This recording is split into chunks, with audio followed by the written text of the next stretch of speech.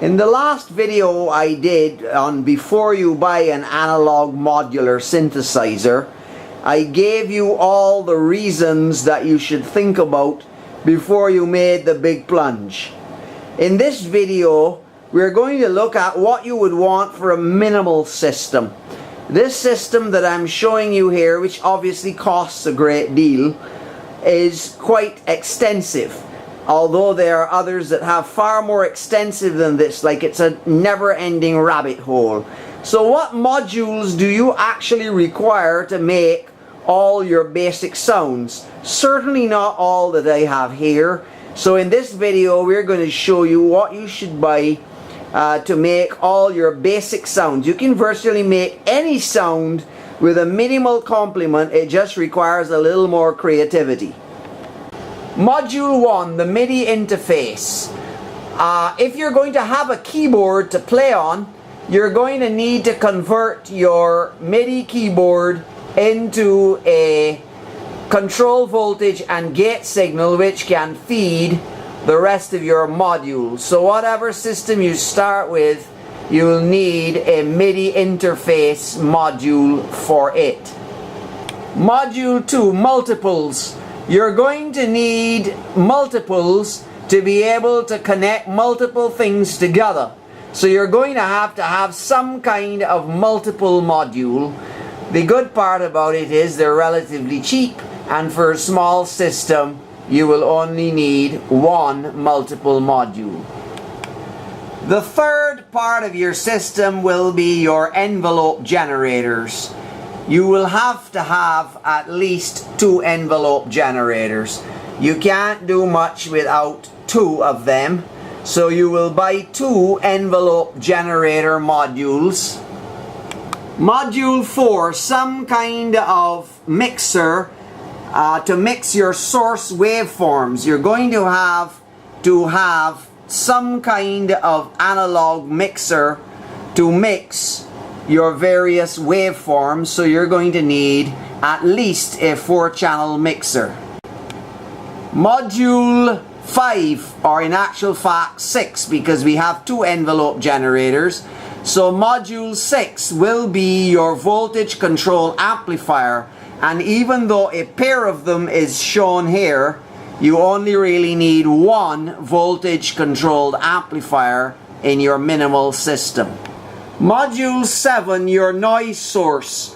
You absolutely have to have a noise source if you're going to hope to reproduce mechanical sounds, thunder, lightning, rain, all that sort of stuff. So you can't do anything without a noise source. Module number 8 will have to be a voltage controlled filter. You don't need more than one. Here we're showing 2 different kinds. We're showing a ladder filter and a state variable filter. In most cases you will use only a low pass filter for most of your work. Creating most sounds will only require a low pass filter, and the state variable filter is capable of doing all your possible filters, high pass, low pass, band pass and notch. And it's actually more inexpensive than the ladder filter, which is only a low pass filter. So you either buy an expensive sounding low pass filter, or you buy a general purpose filter that gives you all your possible filter types, but you only need one of them. And last we come to oscillators. How many do we really need? Well, some synths have 1, some synths have 2, and some synths have many. The sky's the limit on oscillators. However, 2 is the preferred number, because with 1 you are certainly limited in the various sounds you make. With 2 you can get away with almost anything with creativity. So you're going to need 2 oscillators. But you're going to need a source of LFO, low frequency oscillation, as well. So your choice rests around either buying a general purpose oscillator like these, which can also function as a low frequency oscillator, or you can buy a dedicated low frequency oscillator depending on what system you're building and where you want to buy the modules from. Here we show you another oscillator, the LFO++, which can function as either an audio oscillator or a low frequency oscillator, and has some additional built-in functions like delay, which could be useful in your LFO modulations. In fact, this is quite a complicated low frequency oscillator. So your choice would either be to buy 3 general purpose oscillators, 2 audio oscillators and 1 low frequency oscillator, and in this particular case the oscillator price is actually slightly less than the LFO++ price. So if price is a breaking point for you, you may make your choice. But remember that we are going to need 2 audio range oscillators and 1 low frequency oscillator.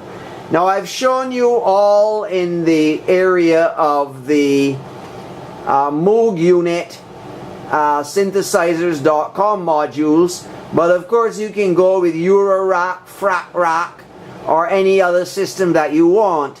But you need those basic items that I've outlined in order to have a music making system that is capable of making almost any imaginable sound. Now you notice that this review has not included anything to do with sequencing.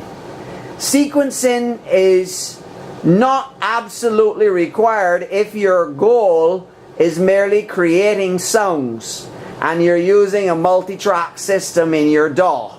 Sequencing of the analog type, which is so popular with these type of synthesizers, is going to be required if you're going to be interested in making computer music, or what they call generative, ambient type, new age type music.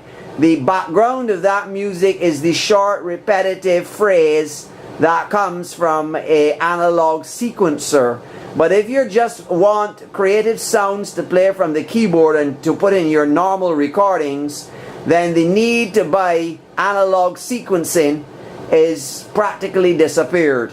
So do not be led astray in that area. If your goal of using the synthesizer is merely to produce sounds, there is absolutely no need to go with expensive analog sequencing, and you can, in fact, if you do require sequencing, drive it from your sequencer in your computer DAW through the MIDI. Once again, looking back at the MIDI module that I was telling you about at the beginning, our MIDI interface permits 2 channels. So you can actually have 2 CVs and 2 gates. And there are other interface modules that you can buy that can handle even more channels. So all your sequencing information can be done via MIDI unless you're specifically into this type of music that requires analog sequencing. To summarize, here's what you need.